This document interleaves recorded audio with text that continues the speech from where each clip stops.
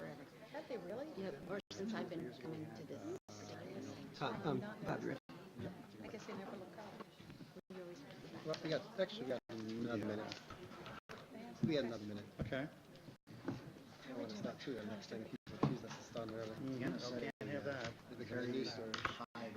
Last four, what was that, like 47 minutes? Oliver let me. Oh yeah, before. Left behind to say. And I called back and you were down. Yeah. I'm speeding back. You come back here. Thinking of late picking up. Next thing I know, Vanessa texted me, he's done. I was like, you kidding me? Elizabeth texted me, you done? You kidding me? I just got mine today. Like she cheated. Actually, we never closed the session, so technically we're still in Still class. needed. I know. Well, you just reminded me. The Paranoid. longest meeting, 3 days. Good thing Gary was sitting next to me. Again, throughout. I was like, you gotta put the motion up to adjourn. Yes. Yeah. Sure. Yeah, I do remember her saying she wouldn't be here. Okay. But if you do have a solution, All right, you ready to go? I'm ready. I have to go. none. Okay. Cal. Good evening. I'd like to call the meeting to order. Let's start off with Pledge of Allegiance, followed by a moment of silence.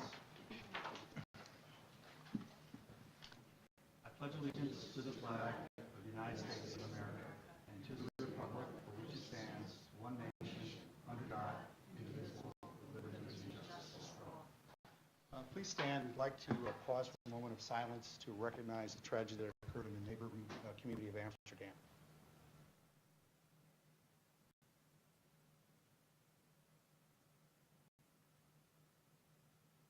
Thank you very much. It's important to note that, in our time of need a couple of years ago when we lost 2 students, other communities did the same thing for us. So we think it's very important that we recognize our fellow communities this way. Thank you. Some quick announcements. Thank you to fellow board members for running the meeting in my absence. Deanna, thank you very much. Thank you, other board members. I heard nothing but positive things about that. And Mrs. Rajat is not here due to a work commitment. Let's move to adopt an agenda. Can I have a motion? Todd, followed by Naomi. All in favor? And at this point, we'll start with Board of Education comments and reports. Go ahead, Gusta, please. I'm good for Okay. right now. I just want to start with the homecoming. For me, this was new because normally my son, actually he was out of town at a meet this year. He runs cross country. My husband covered, making it possible for me to be part of homecoming. We started with pep rally. That was a lot of fun.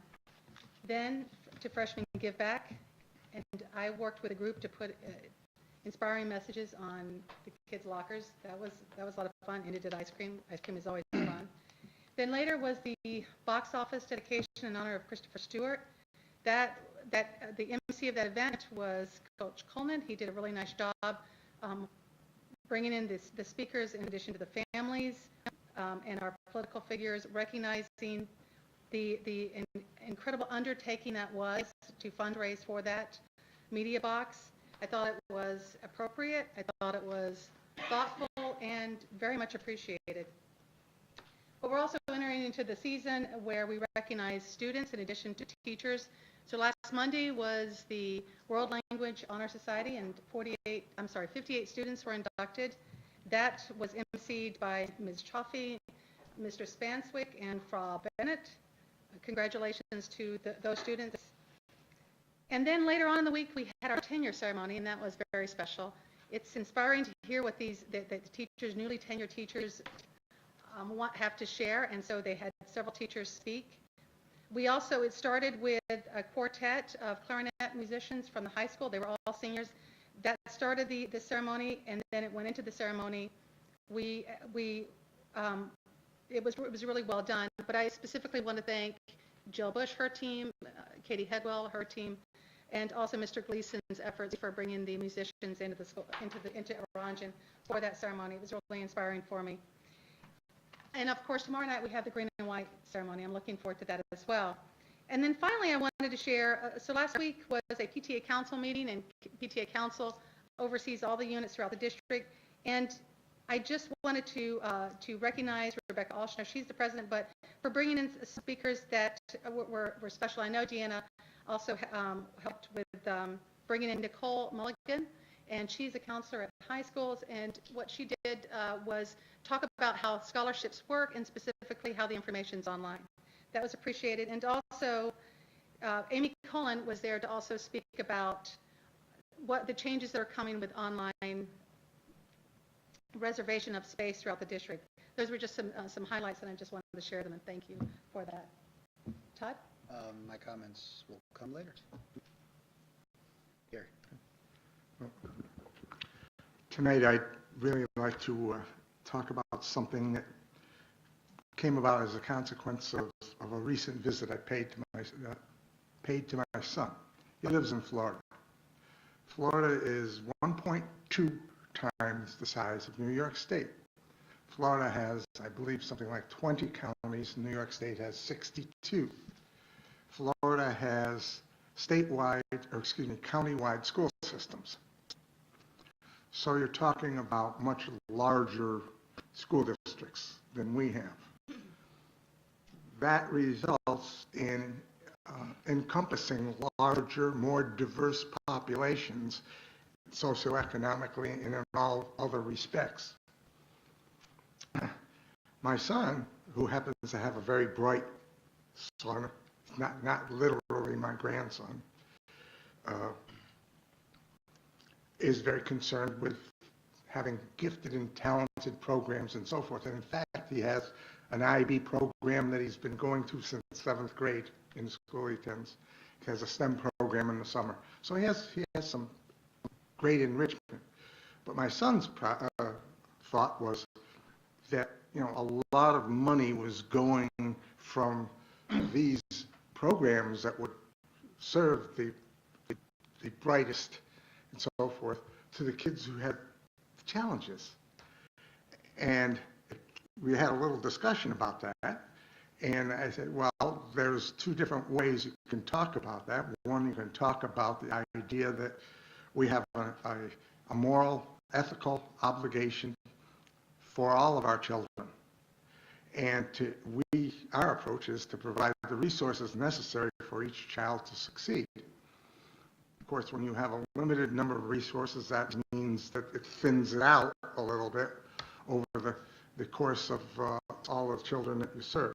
The other way of looking at it is we might call enlightened self-interest. If we don't take care of the kids with the greatest challenges, we're going to have a lot more kids on welfare, a lot more kids incarcerated.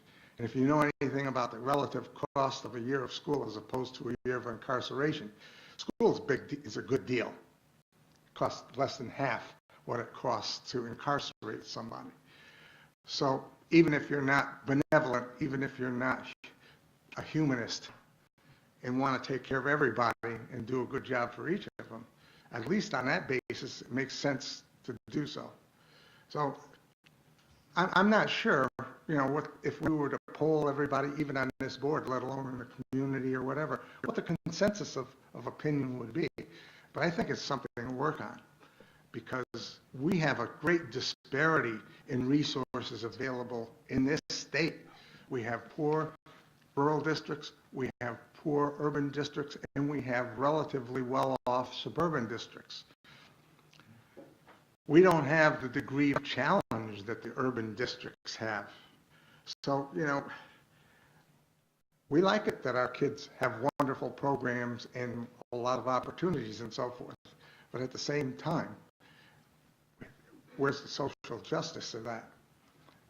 That, our kids are so much more privileged, have so many more opportunities than kids that live in other places within the state. Personally, I think we have an obligation to all of them, and that the funding mechanism has to be more equitable in terms of resources going where they're needed.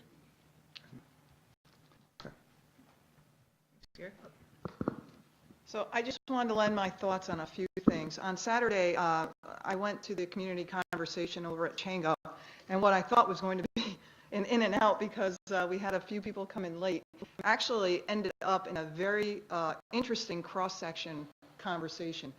And the couple of people that did come brought with them same but yet diverse backgrounds in education and where they had come from. And I must say, and it led me to start to think more about how much we do as a district, as Dr. Robinson very eloquently says, and he always does.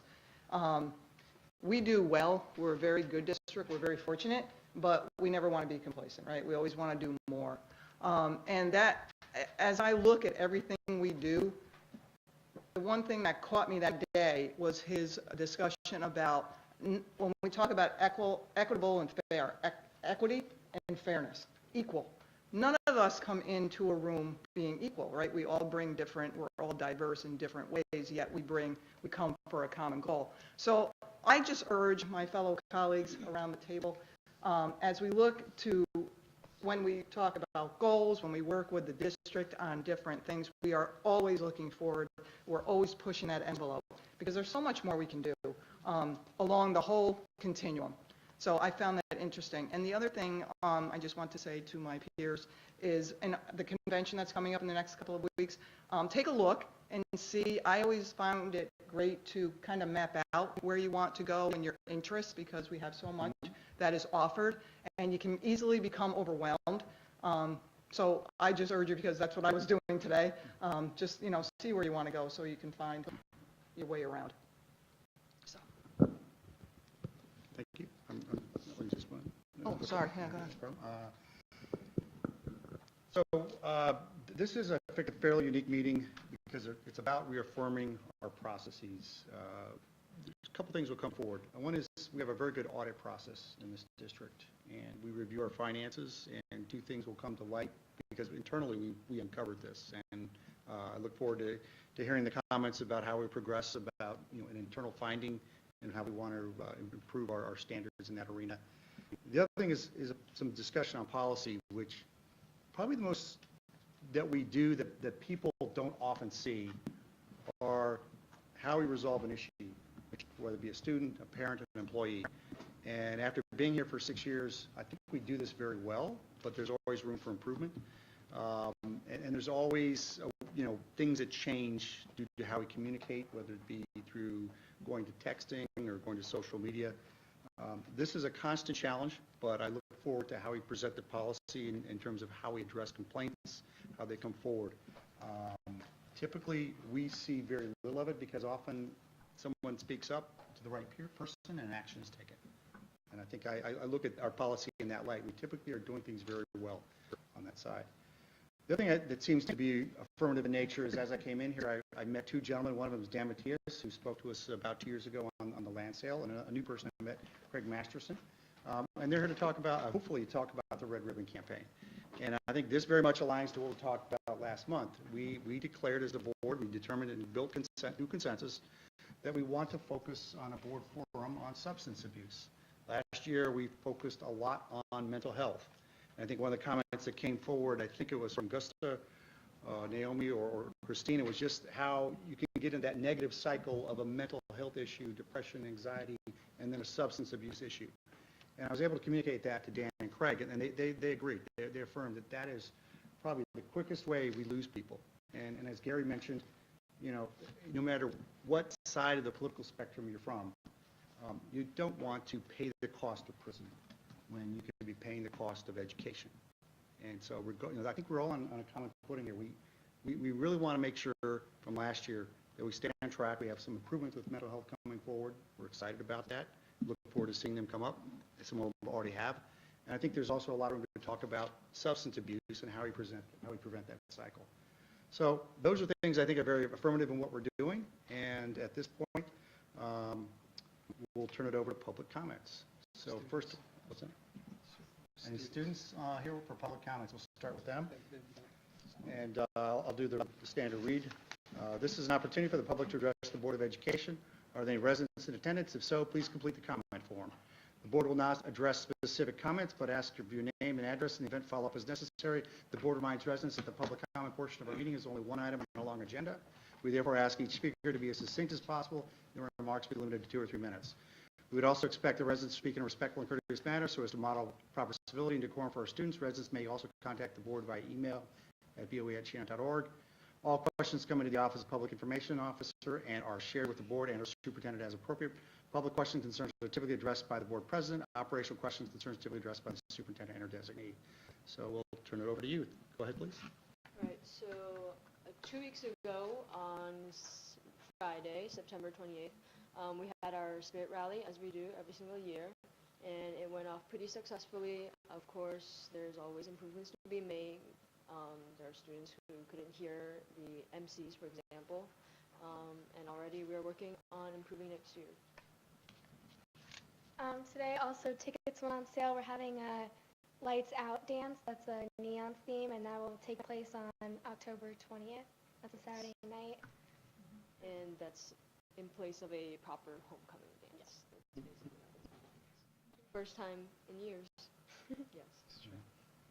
How was your representation this year? How did you, I know you changed some of your bylaws or at the end of last year. Are you finding it easier? Are you integrating more? I know you had issues with freshmen coming up, trying to make the meetings and everything.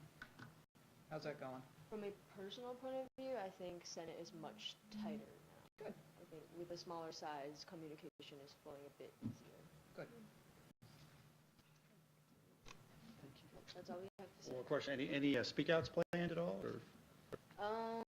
It is not currently on the agenda. We're trying to focus on recent events for the October 20th. We're working really hard on communicating, getting the event out to the public. We'll let you know. Okay. Yeah, we're also, I know the Coffee Talk Committee is working on doing something before Thanksgiving break, and definitely, as Jane was saying, getting feedback just from recent events directly from the student body. So. Okay. Great. Thank you. Is there anybody else out there who'd like to speak?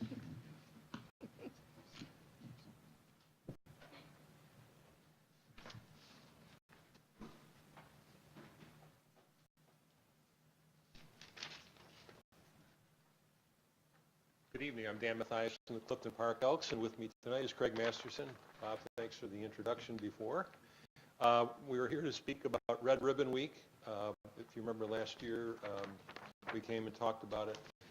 This year, Red Ribbon Week is the 23rd to the 31st, and the event was inspired, unfortunately, through the death of Enrique Camarena, who was a drug enforcement agent who was killed in 1985.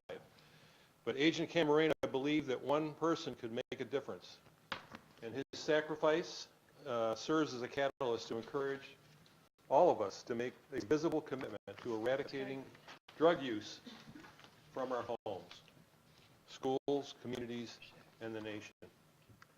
His death began the continuing tradition of displaying red ribbons as a symbol of intolerance toward the use of drugs.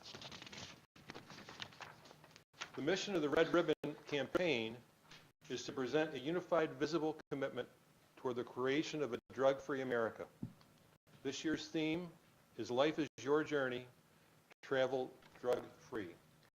So what we're hoping is that the board will join the Clifton Park Elks in displaying red ribbons during Red Ribbon Week and help us to encourage that visible commitment. Craig would like to talk a little bit about how we might be able to partner with you going forward beyond Red Ribbon Week in drug awareness. Thank you. I think there's a chance for some synergy between the PTA, the school board, and the Elks in helping to educate the parents.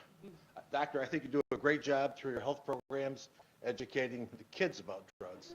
Of course, they educate themselves as well. But the parents are in the dark. Juuls, vapes.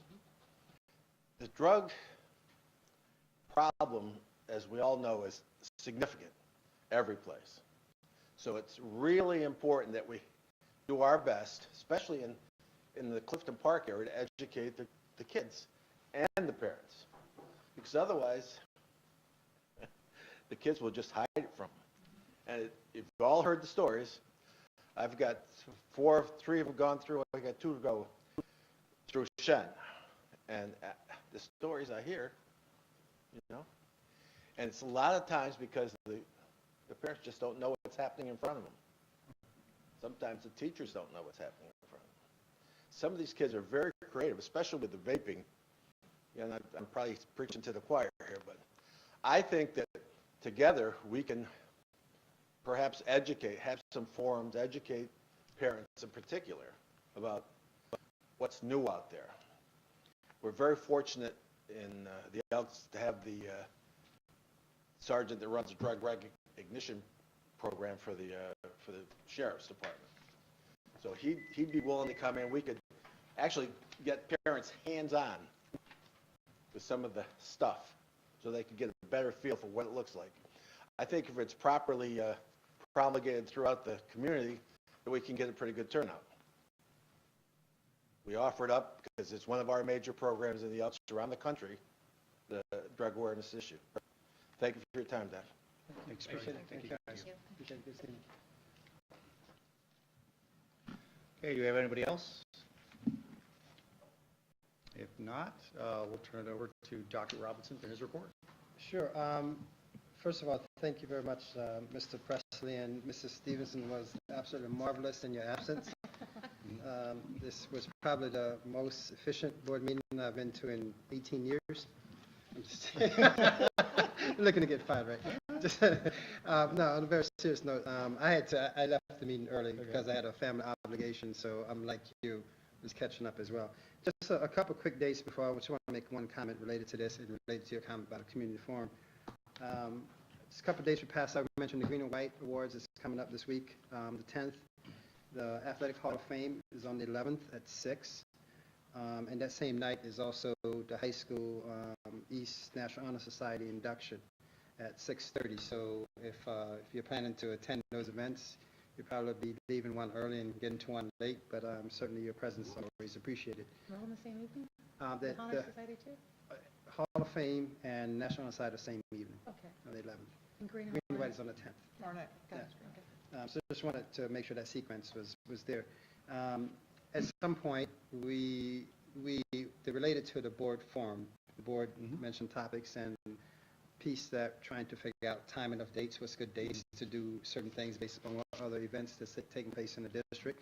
The last thing I want to do is do something on a date that's competing, if you will, with other major events at the same time that draw parents' time and attention. So with the board indulgence, if you give us some time, us, meaning myself and Mrs. Carmen particularly, to look at calendar sequences, look at what's going on, thinking about weather issues, think about close to holidays, think about promotion time, so we can make sure that once we do something, it's something that we maximize the potential for community involvement, and certainly welcome and embrace the involvement of the Elks and PTA and all other organizations that have a direct connection to the broader Shen community. We certainly want those organizations minimally to help promote such an event, if not contribute in other ways. So with the board indulgence, we'll try to put something together and get back to the board with some layout of logistically when some certain things could happen. If you're okay with that piece of it. Let me continue information items. So tonight we have, as you see on the agenda, several information items, largely around the internal and external audits. So as Mrs. Chase comes forward, and Mr. Preston mentioned before, we have some very strict protocols and regulations that we have to abide by as a school system.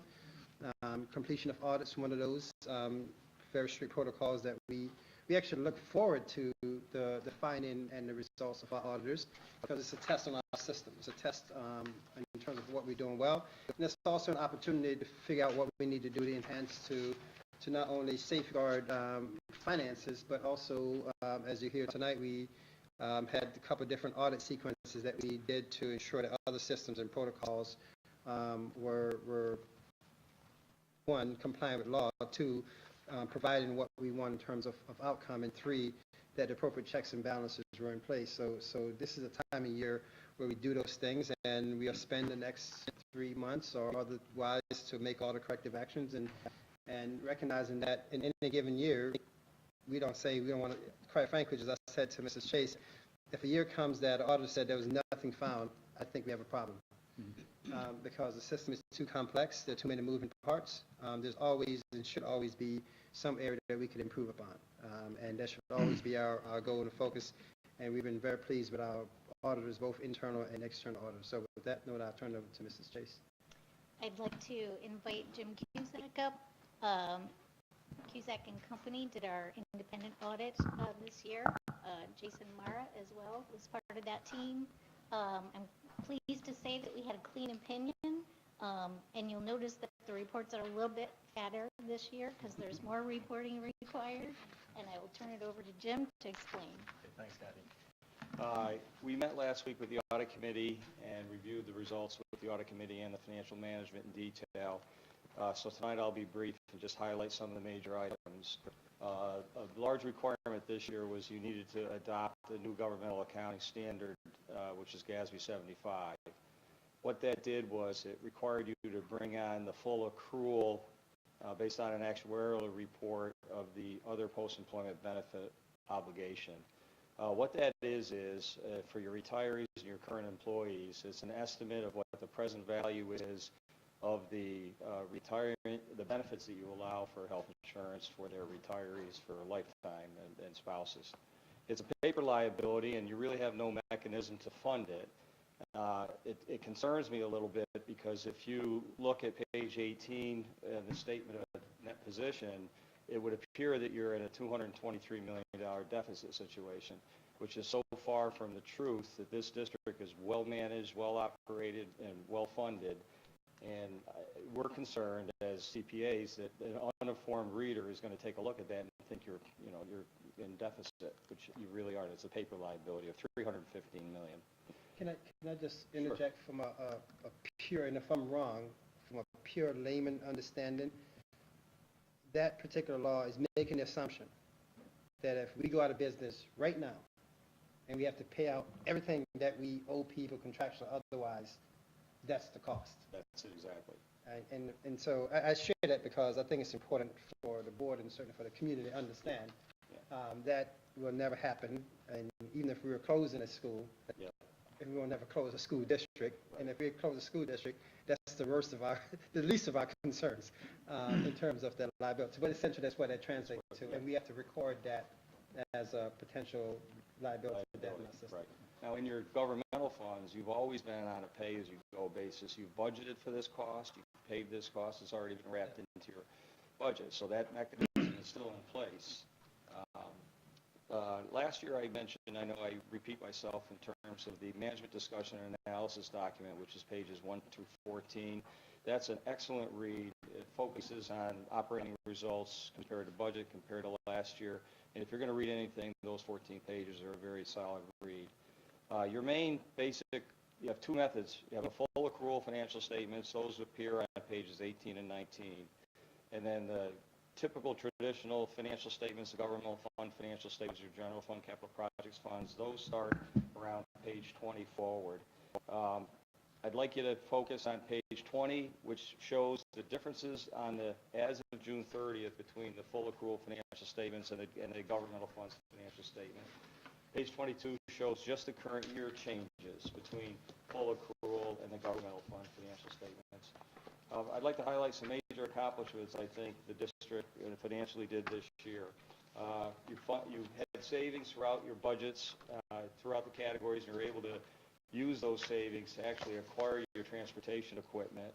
Typically, districts will borrow under a bond anticipation note and then pay it off over time. You had the ability to actually pay for these buses through savings, budgetary savings. You also refinanced some older serial bond debt, which will save $233,000 plus in future interest costs. You're doing a really nice job setting aside money in your reserves and using those reserves when needed for, tax certiorari claims and the like. So you do an excellent job managing your fund balance. And internally in the accounting department, they're able to handle changing. The government accounting standard boards are continuing to change, and they're adding complexity. As Kathy mentioned, the document is now up to 94 pages. They are quality, and they can handle this themselves. Finally, I'd like to say that you have excellent accounting systems, and you do respond to our comments. If we have a suggestion, you do respond and take those seriously. So at this point, Jason's going to take a few minutes to talk about the federal programs.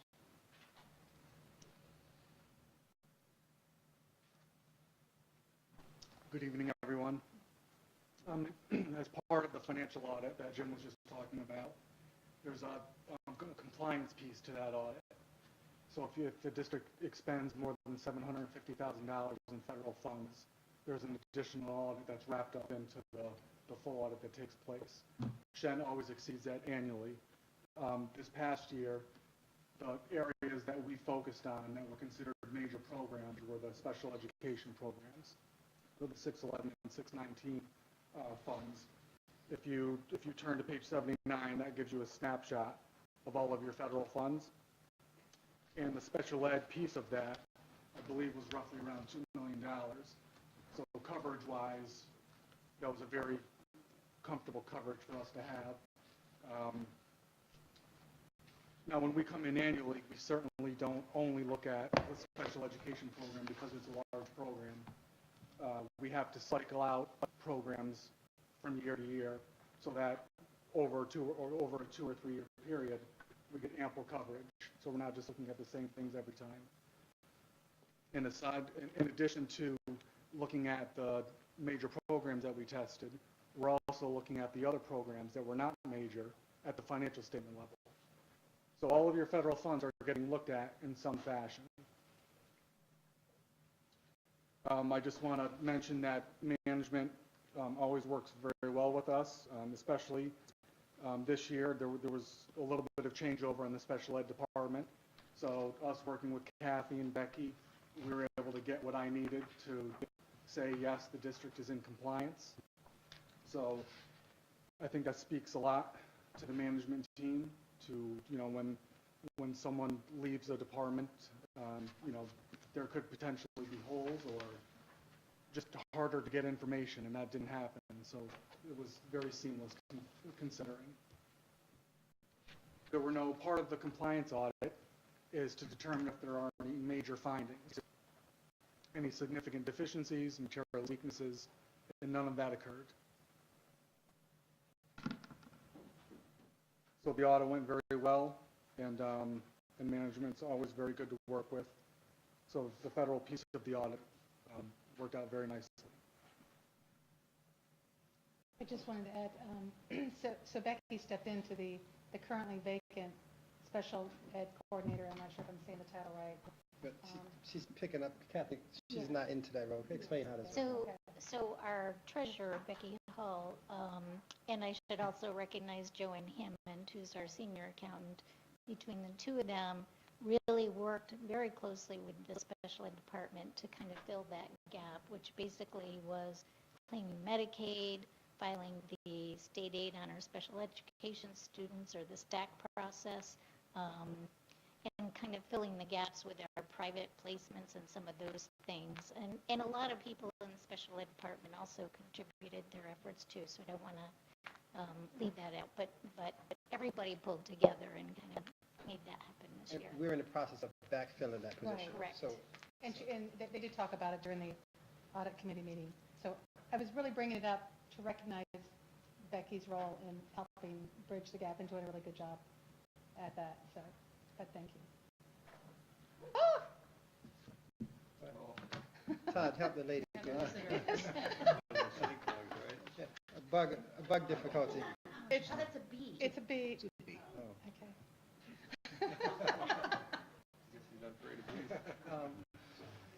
Any questions? Any questions from the board related to the audit report? Yeah, I know. Because the board would be asked to adopt the audit report tonight. There was one corrective plan that we did related to the Medicaid audit. Yes. As a result of Yes. Mrs. Hoffman's question with the transition between personnel, there are some things that we need to realign with the new person coming aboard, but that plan is in place as well. So I want to point that out. And also want to point out to the board that tonight on the agenda is also an overview of our grants. And so as reference, the audit of our federal grants, we always align that presentation with this so the board can have some sense of what are the federal grants amounts and what those grants cover. So you could, when you hear the dollar amount, tonight you get to hear some of the program description of those federal grant funds as well. So that's later on as an information item. Okay. I think just to summarize, the audit went extremely well. All our reports they're called unmodified opinions on all areas, the financial, or the federal area, the extracurricular activities, your basic financial statements, which is the highest level of assurance we can give you that your financial statements are not materially misstated. As Jason mentioned, no reportable conditions, no significant deficiencies. We always have a few housekeeping items that we work with Kathy on, and Kathy always responds well to them, and then we come in next year and we just make sure that what the plan that was put in place was actually performed. So. And after tonight, once we approve it, then it's on the website. There's a link to the full report. Yes. And then it gets submitted to the state controller, Right. state education department, and then the federal audit clearinghouse. Anything else? No, I'm good. All right, well, thank you. Thank you. See you both. No. There's no presentation for that. Oh, Looks like a honeybee. Question like that. so, okay, there's the next minutes to the audit committee meeting. And it was the humane. Okay. So, since we have no further questions, I believe we do not have a claims audit report, so we can move Well, on. it was Well, no, no. submitted, but there's not a presentation on it. Okay. Right. Can we open that, please? So, are there any questions on that? No. No. Oh, I mean, there were changes to the minutes. Yeah. Nothing to report, Okay. I don't believe, unless Kathy, nothing significant. So, we'll go to consolidated grants. Sure. So as I mentioned, as Dr. Wood come forward, a lot of time people think of funding in the school district as the budget that the voters vote on. That's, yes, our largest, by far, source of funding, the school budget. However, we have other pockets, if you will, of funding. Federal funds is another significant pocket of funding, so to speak. Within the audit report, you also see, for instance, school lunch. That's a separate funding mechanism and a self-sufficient programming. We have capital project funding that goes with special referendum. So I'm just pointing this out because sometimes people think that all the funds are in one pool, but they're very distinct for regulatory reasons and otherwise. And so just going to overview most of it is special education, ironically. The federal funds that fall under the special funds category, so to speak. Yeah, so there are 2 slides to the presentation. The first page outlines federal grants that are really specific through the Office of Instruction. It starts with Title I, going through Title II. Title I is really specific to supporting students and their achievement. There are very specific guidelines as far as how each of these categories can be expended. Title I has a very interesting formula. I spend a lot of time combating the label of I'm a Title I school, because the reality is in a school like Shen, you only have to be above the 50% mark in Shenendehowa to qualify as Title I, whereas there would be schools that would be needier in other local districts that would not be Title I, that would have greater need. However, those are the regulations imposed with this federal grant, and so we are required to expend those funds in schools that are above our 50% threshold, regardless of how that is relative to other schools in the capital region, the state, across the country. Most of the funds for Title I go to AIS supports and the summer literacy program, and so that is predominantly that grant supports those programs extensively. Title II is specific to professional development. Title III, both Title III, the immigrant and then the English language learner grants, support students who are learning English, or those, in some cases, those who have just recently moved to the country but may or may not be learning English. And then Title IV is a new grant, new to us this year, and that is, again, on student support and academic enrichment, but it has a very narrow definition. It gives you about 3 bullet points that you can expend the funds on, and we have crafted it this year that we will use these funds to support our cultural responsiveness. We want to make sure that anything that we're doing, that it is already supporting the work that we're doing, as opposed to bringing in something something unrelated to what we have already articulated as our important goals.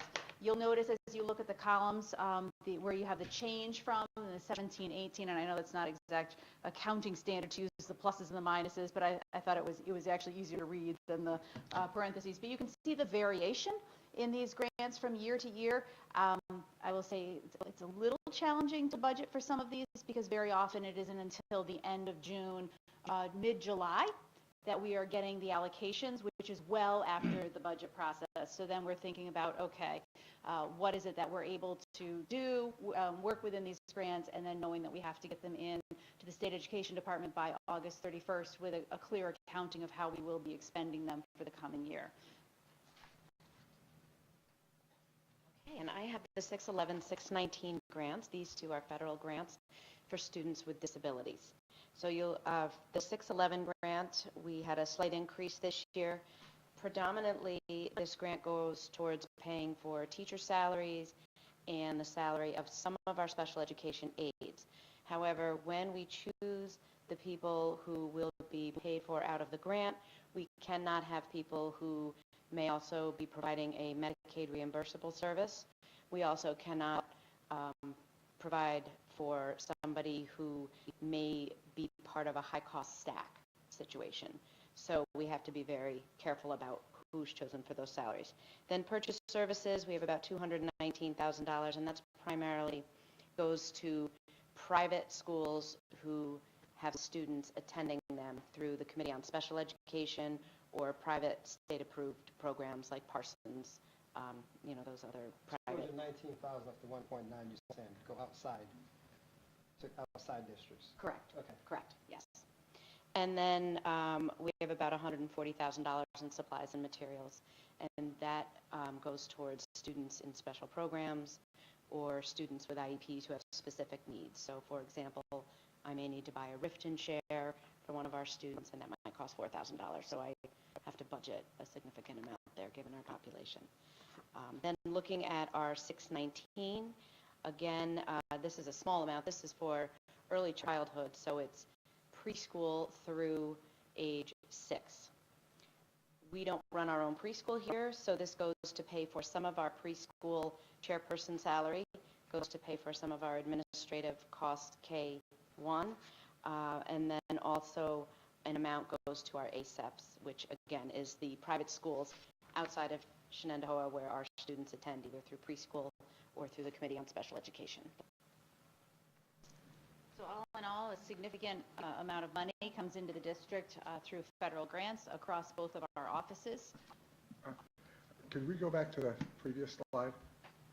I was just a little curious about understanding immigrants and ELL.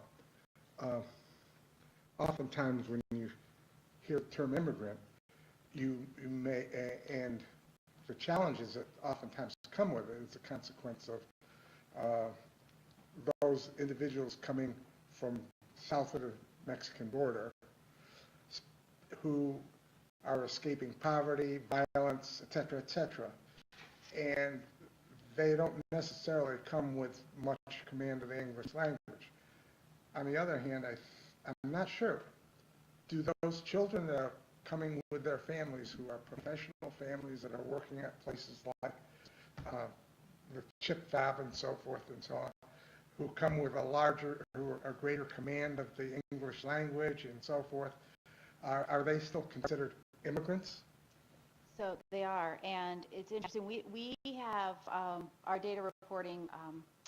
We have to give very, I will say, objective criteria. They ask very specific questions. We supply the data. They determine what our formula is for funding.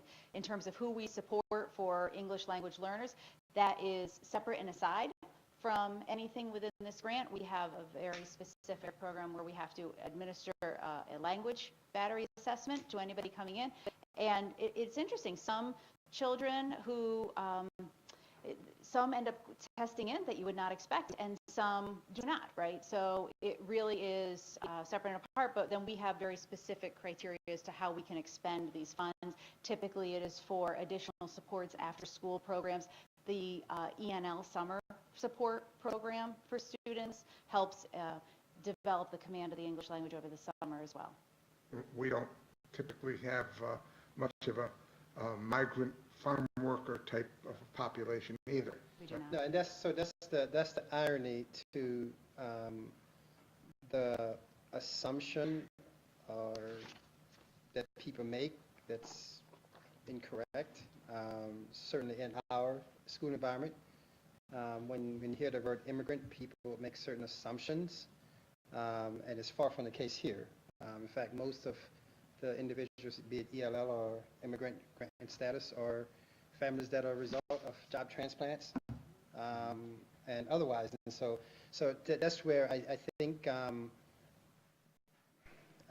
not going to say something else, but I'm not going to make a political issue, but that's where the political rhetoric has unfortunately tainted the provision of education, where to the point where some families don't necessarily want to fully maximize services because of not wanting to have certain labels attached, which is grossly unfortunate. But as Dr. Wood pointed out, state law along with federal law that requires for supporting students with second language learners, so to speak, we make sure that we support kids regardless. And so this is a small subset of the significant amount of funds that we actually put into supporting students who have language transitions as well. And so a second part of that too, related to, as Mrs. Mallard standing here, is differentiating the intersection, if you will, between language and special education needs.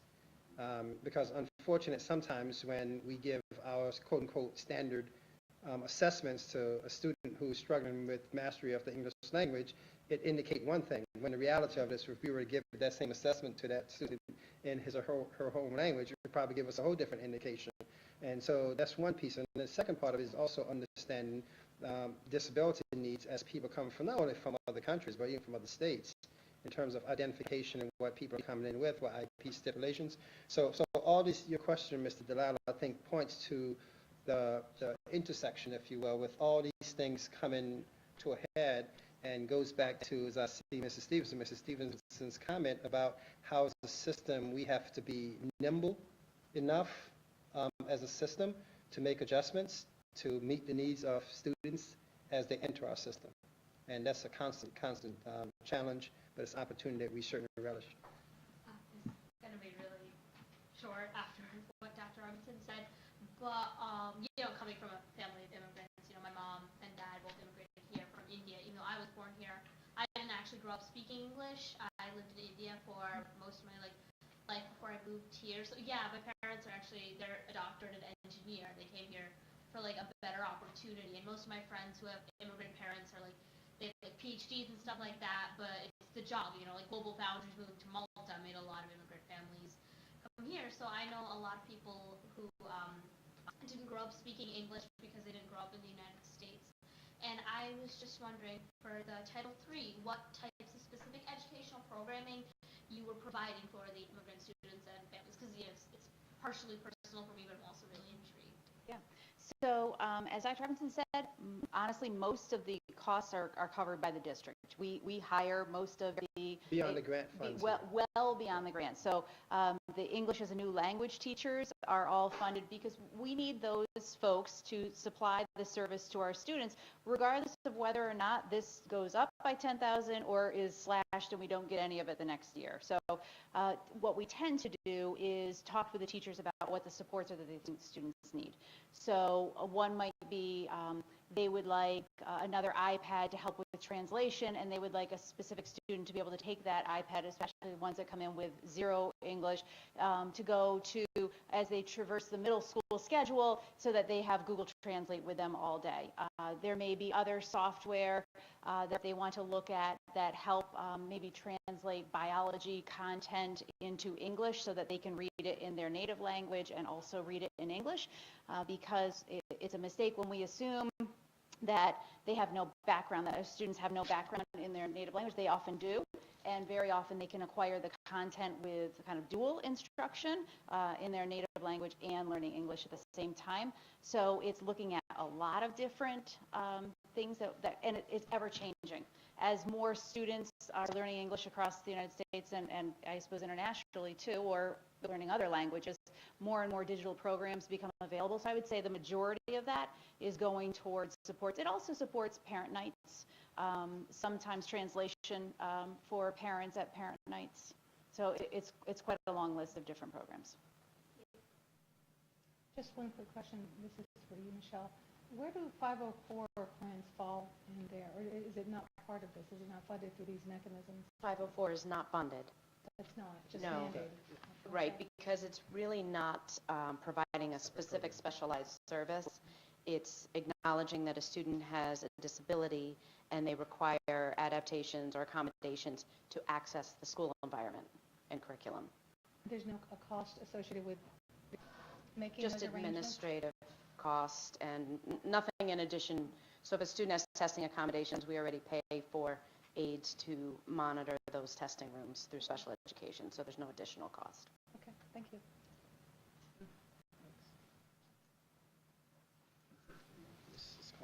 Yep, Mrs. Carmen, speak about policies and procedures. Good evening. Good evening.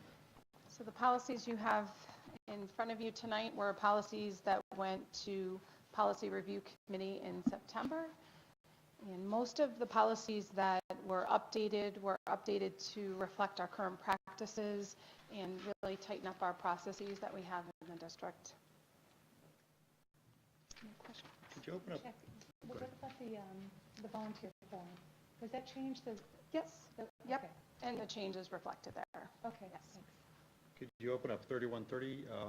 I know there was some discussion on our meeting about potentially looking at what different districts use, but we're asserting on 3130 as our language. Yes. And So just so we- Oh, Yeah. yeah. moving forward, we did not go to using what other districts had done with the recommendation that with what we had there suffice. So we mapped it out that way with stage 1, stage 2, stage 3, stage 4. Kept it simple, keeping it concise and not have too much information. In looking at some of the other districts, it was so much information, it was almost too confusing.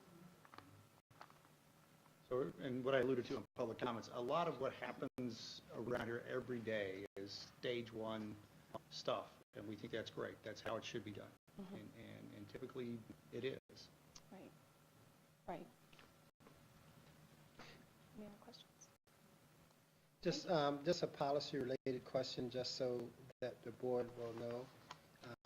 We have policy review Tomorrow morning. And one of the policy that we'll be addressing in policy review, New York State recently passed a new law related to sexual harassment. We've always had a pretty comprehensive a very comprehensive sexual harassment policy.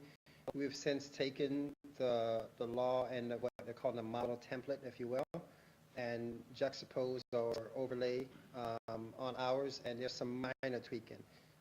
Nothing material, so that gives you some sense of what our existing policy was. And just today, to comply, because the law says by the 9th, we had to notify. A memo was issued to all staff to say, we've had this policy, here's the model policy, the board will be reviewing and adopting the revised version of, so there's notification, so we're satisfying that notification. It's an interesting set of sequence how that came about. And don't want to get politics into things, but one of the things that we're careful about is not reacting to political needs versus reacting to the practical application of our policies and development of our policies. And Mr. DeLallo brought this to our attention because he serves on another board that was addressing it, and we knew that we had this on our radar screen for policy review as well. So for the board's purposes as a board, that law has been addressed, and you'll get at a future meeting a revised version of the policy to reflect all the details of the new law. So just because I know that you brought that to my attention a week ago. For the harassment. Yes. And as Becky had shared, it was moved up from January originally? Yes. Yeah, originally it was going to be, the hope was it was going to have to go out in January, but they moved it up to October 9th. You wanted me to talk about that? So, Bill, after we have policy review, if you want to comment on your piece, for your Okay. board piece? Well, I've been involved in what they call a crisis response team for the United Methodist Church for the Upper New York State Conference for a number of years. And unfortunately, clergy and other significant leaders of the church have crossed boundaries, acted inappropriately. And one of the things that makes it so objectionable is not simply because they're clergy and they shouldn't be doing that, but the fact that oftentimes it's in a counseling situation. And in effect, the person who is the counselor is in a more powerful, perceived as a more powerful person. And therefore, the individual they're dealing with is like in a minority status, if you will. They could be victimized, taken advantage of.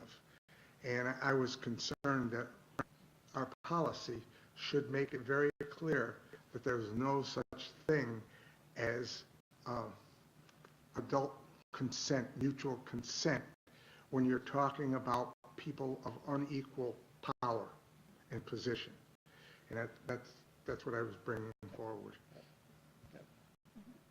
So, thank you. Okay, so that's our first reading. Note for everybody, if you've seen this for the first time, this stays in the queue of the policy group or policy committee, and then when we have our first meeting in November, we'll have the second reading. That's where the time in between is where we refine it based on comments, but pretty much this is about 90 to 95% or even 100% of what we will plan to vote on next month. So that's how the policy process works. Let's go over to consent items, and first item up is the treasurer's report. Can I have a motion to bring this to the table? Deanna first, Naomi second. Any comments or questions? Okay, all in favor? And we'll go with minutes separately, as I will abstain from the September 25th, but motion for minutes for September 11th. Naomi first. Deanna second. Any comments or questions? I'll abstain from this one, from the 11th. Anything else? All in favor? For 5, okay. And motion to bring minutes for September 25th forward. Can I have a motion? Todd first. Gusta second. Any comments or questions? I'm abstaining. All in favor? Okay. Let's go to action items, business items. We'll do the audit report separately because they are distinct. First one is the acceptance of our external audit report. Any comments or questions on this? Excuse me, can I have a motion? Do you want to do all these together, or? Well, let's do them separately. We'll combine 6, 7, 8, and 9, but the others we'll do separately. So first item is number 1, Okay. acceptance of the external audit report. Can I have a motion? Naomi first. Deanna second. Any comments or questions on this one? All in favor? Let's go to the acceptance of external audit corrective action plan. Any motion on this one? Naomi first. Todd second. Any comments or questions? If not, all in favor?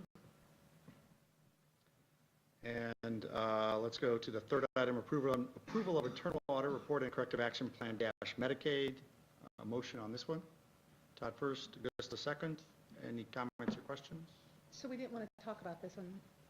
If there are questions. There are questions.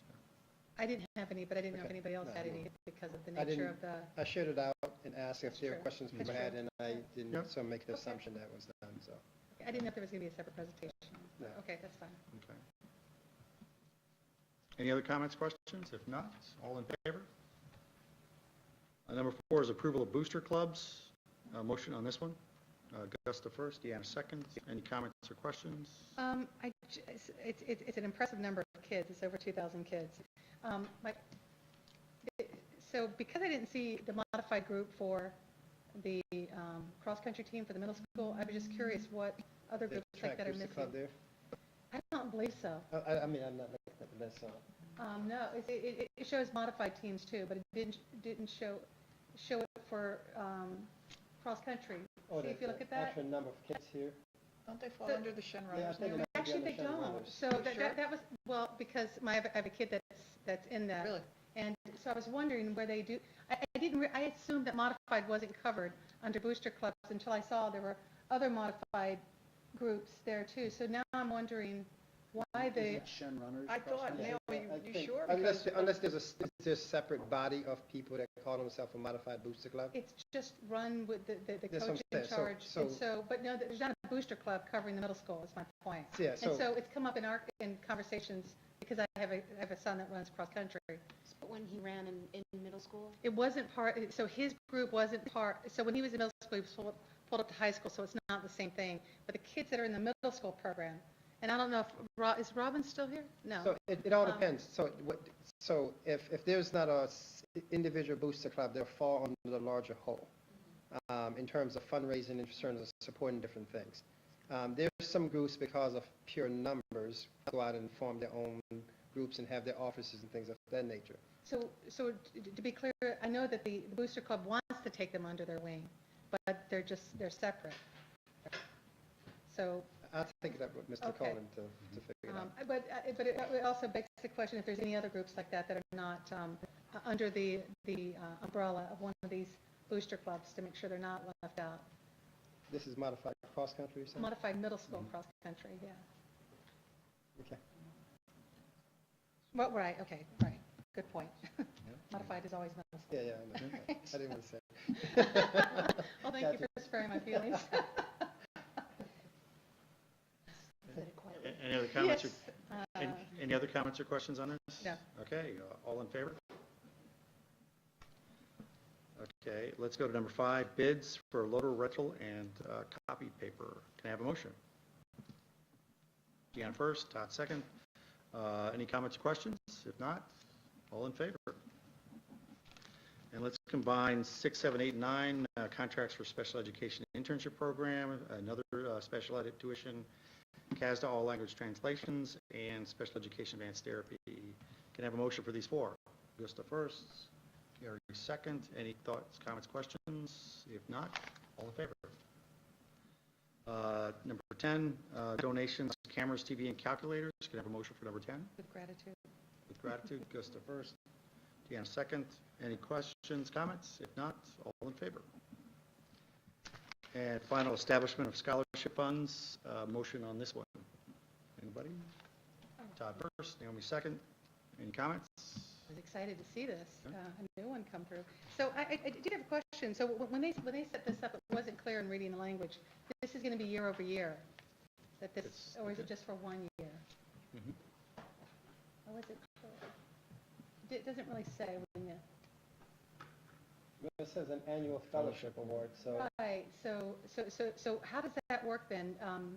They're agreeing, it's, I guess, trust, but is really what this boils down to. But each year, we put this out with our other scholarships. And is it up to staff professionals to let us know if they can no longer fund it? yeah, That I was mean, my, that all was what I was these, all asking. these, yeah, particularly the trust ones, I mean, they typically send us, this is how much money we have left, Okay, and then okay. we kind of figure out how far out in advance we can anticipate this is going to be Okay, on the books. excited to see Yeah. it. I mean, this is quite frank, most of the, because we have a lot of memorial scholarships the same way. Where they have to continuously fundraise. Yeah, we have to, if they don't have the funds, we obviously don't offer the Do scholarship. you check in the Yeah, fall? that's a part of the process. It is part of the Yeah. process, okay, all right. Mhm. And generally, we see these at the awards night for the appropriate grade level in Yes, high yeah. school, and there's quite a bit of awards. They're greatly appreciated by everybody, so. Okay. Okay. Any other comments, questions? If not, all in favor? Okay, then let's move to action item B, students and acceptance of student education placements. Mrs. Mila. Good evening again. I have recommendations from the Committee on Preschool and School Age Special Education. Any questions? Can I have a motion on this? Gustav first, Naomi second. Any questions? If not, all in favor?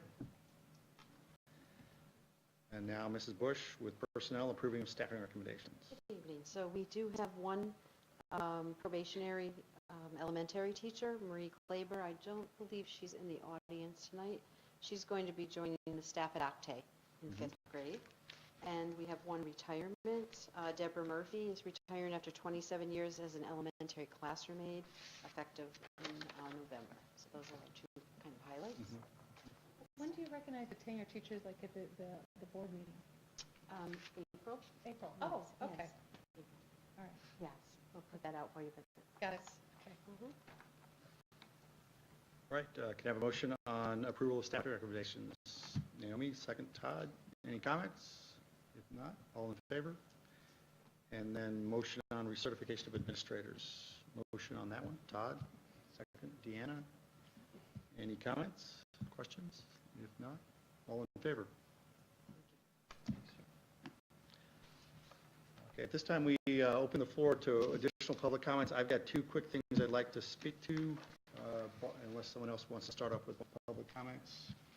First thing, follow-up to Dr. Robinson's comments on board forum. I agree 100%. The emphasis is on deliberately planning a forum versus rushing into it, and I think that's worked out very well for us in the past. We want to continue with that approach.